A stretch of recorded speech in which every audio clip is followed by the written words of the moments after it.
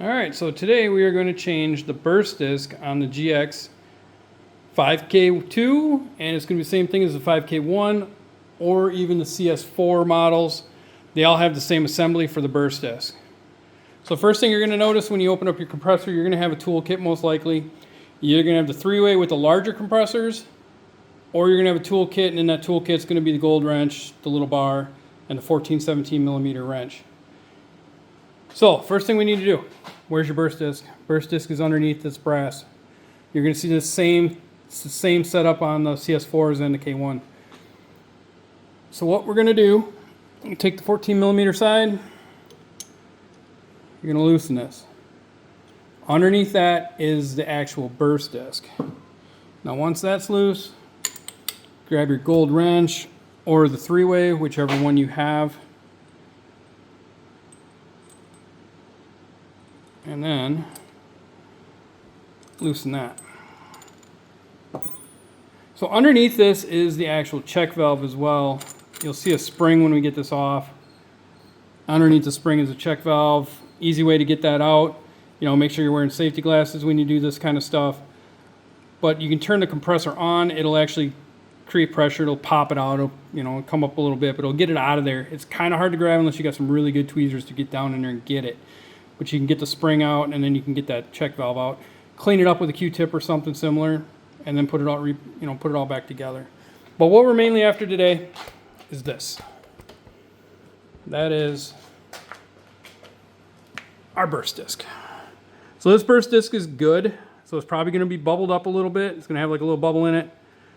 They're a little more difficult to get out because they are bubbled. They're not popped. Let's see if we can see it. There you go. That's how it will look. That is normal. That is not bad. If they're bad when it's running, you're going to hear air or hear air, or you'll see it with your soapy water coming out of this little vent hole on the side. So we'll see if we can get this guy out of there. There, it came right out. So that's what it's going to look like. That's a good one. A bad one's going to have a hole in the middle, or there's going to be a deep crack running around it. It'll be damaged in some form other than having a little bubble on it, because that bubble is actually what's going right inside there. So that's perfectly normal. Nothing wrong with that.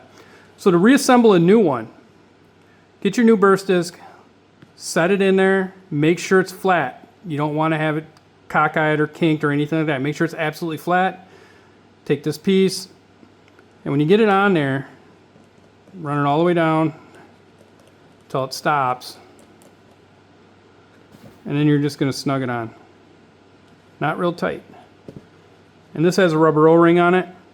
So when we put this back in the cylinder head, we don't need to get crazy tight with that either. You know, just snug it up. There's no foot-pound or inch-pound measurements for any of this stuff. Just common sense, you know, and it's sealed by the rubber O-ring, not by the threads. So once that's all reassembled, put back on. Fire up your compressor and see if it works. If it's blowing air out of here, most likely you have this too tight, or you didn't have the new burst disc completely flat when you reinstalled it and then kinked it and bent it and broke it. So that is how you change the burst disc on these compressors. It's actually really simple, and it's kind of nice that you can take the whole thing out and do it instead of having to fight with it on top of the compressor. So that's that. Any questions, let me know. Shoot me a message on YouTube here, or you can go to our website, bbsgllc.com. There's also a Facebook page for the GX Owners Group. That one's fairly active too. So there's a lot of places to get answers for you if you need them. Anyway, thank you.